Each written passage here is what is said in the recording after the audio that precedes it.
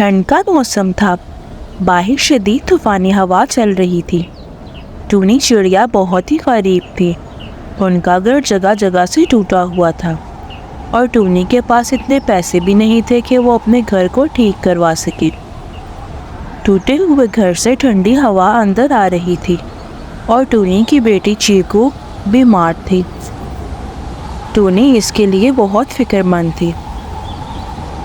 मम्मा, मम्मा, मुझे बहुत ठंड लग रही है। मेरे सर में बहुत दर्द है। मम्मा, ठंडी हवा हर तरफ से आ रही है। आप कुछ करें ना मम्मा। चीकू बेटा, आपको पता है कि हमारे पास घर मरम्मत कराने के लिए पैसे नहीं हैं, मगर आप फिक्र ना करो, मैं कुछ करती हूँ। टूनी एक सोच में पड़ गई और इसे ख्याल आया कि क्यों ना आज की रात पड़ोसी से मदद ली जाए और इधर रात ठहरी जाए। क्यों ना मैं कालू भैया से मदद मांगूं। इनका घर बड़ा भी है और बहुत मजबूत भी और गर्म भी है।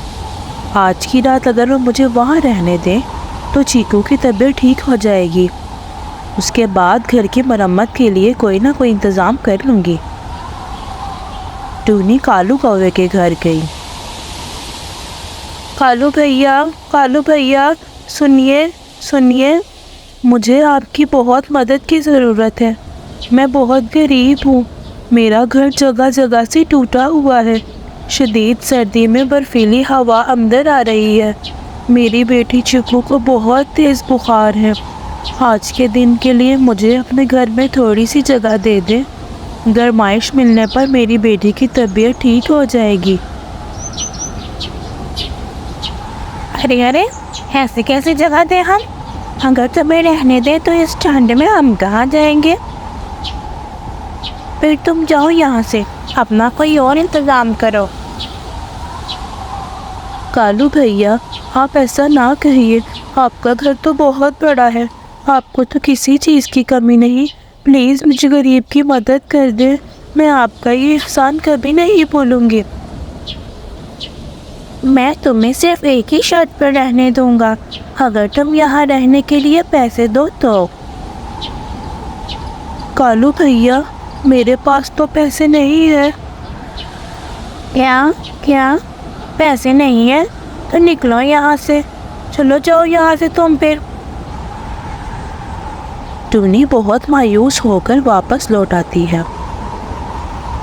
मम्मा, क्या हुआ मम्मा? क्या कालू अंकल ने हमें इजाज़त दे दी रहने के लिए? नहीं बेटा, उन्होंने साफ मना कर दिया है। मम्मा, अब हम क्या करेंगे? मुझे बहुत ही सर्दी लग रही है। मेरा बदन तो जम रहा है। मेरी बच्ची, तुम्हें तो बहुत बुखार है। अगर तुम्हें जल्दी से गर्म जगह पर ना ले जाया गया तो बहुत ही बुरा होगा। टूनी चिड़िया परेशानी में रोती हुई मीनू चिड़िया के पास गई और उसे सारी बात बताई। मीनू बहन, मैं इस वक्त बहुत परेशान हूँ। मेरी बेटी की हालत बिगड़ी जा रही है। टूनी, तुम परेशान ना हो। जब तक तुम्हारी बेटी की तबीयत ठीक नहीं होती तुम यहाँ रह सकती हो। मीनू चिड़िया चीकू को दवाई देकर उसको गर्म कंबल उड़ा देती है। अगली सुबह चीकू की तबीयत बिल्कुल ठीक हो जाती है। मम्मा, देखिए मम्मा, मेरी तबीयत अब बिल्कुल ठीक है। शुक्र है मेरी बच्ची, आप ठीक हो गई हो। मैं बहुत परेशान थी आपकी वजह से। मीनू बहन, आपका ये एहसान मैं कभी नहीं भूलूंगी। टूनी, कोई बात नहीं। मुसीबत में एक दूसरे की मदद करनी चाहिए। अगर मुसीबत में पड़ोसी ही एक दूसरे के काम नहीं आएंगे तो फिर कौन आएगा?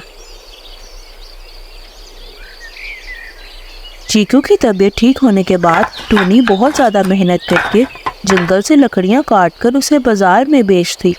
फिर इन पैसों को जमा करके इसने अपना घर मरम्मत कराया और अब इनके हालात भी पहले से बेहतर होने लगे। इधर कालू कौवे का घर एक शदीद हादसे में टूट कर गिर गया। اور اس کے کاروبار میں بھی شدید نقصان ہوا اور اس کا سارا پیسہ ختم ہو گیا۔ اب شدید سردی میں اس کے پاس رہنے کے لیے کوئی جگہ نہیں تھی۔ اپنی لالچی فطرت کی وجہ سے کوئی بھی اس کی مدد نہیں کرتا، اور پھر وہ آخر میں ٹونی کے گھر گیا۔ ٹونی بہن، میں کنگال ہو گیا اور میرا گھر بھی ٹوٹ گیا۔ میں جو دوسروں کے ساتھ کرتا تھا میرے ساتھ اب ایسا ہو رہا ہے۔ کوئی میری مدد نہیں کر رہا۔ شدید سردی میں میرے پاس رہنے کے لیے کوئی جگہ نہیں۔ ٹونی بہن، تم مجھے معاف کر دو اور میری مدد کرو۔ کالو بھیا، میں نے آپ کو معاف کیا۔ آپ پریشان ہو، جب تک بارش یہاں ہے آپ یہاں رہ سکتے ہیں۔ ٹونی بہن، میں آپ کا یہ احسان ساری زندگی نہیں بھولوں گا۔ ہاں، مگر وعدہ کریں کہ آئندہ ہر مصیبت زدہ کی مدد کریں گے۔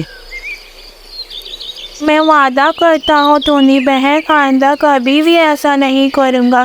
جو بھی میرے پاس مدد کے لیے آئے گا میں اس کی لازمی مدد کروں گا۔ بس تم مجھے معاف کر دو، میرے سے بہت بڑی غلطی ہو گئی۔ پیسہ تو آنے جانے کی چیز ہے، کبھی ہے اور کبھی نہیں۔ انسان کو ہمیشہ دوسروں کی مدد کرنی چاہیے، اور پڑوسیوں کو تو خاص طور پر ایک دوسرے کے کام آنا چاہیے۔ میں آئندہ کے بعد توبہ کرتا ہوں ٹونی بہن۔ یہ تو بہت ہی اچھی بات ہے کالو بھیا۔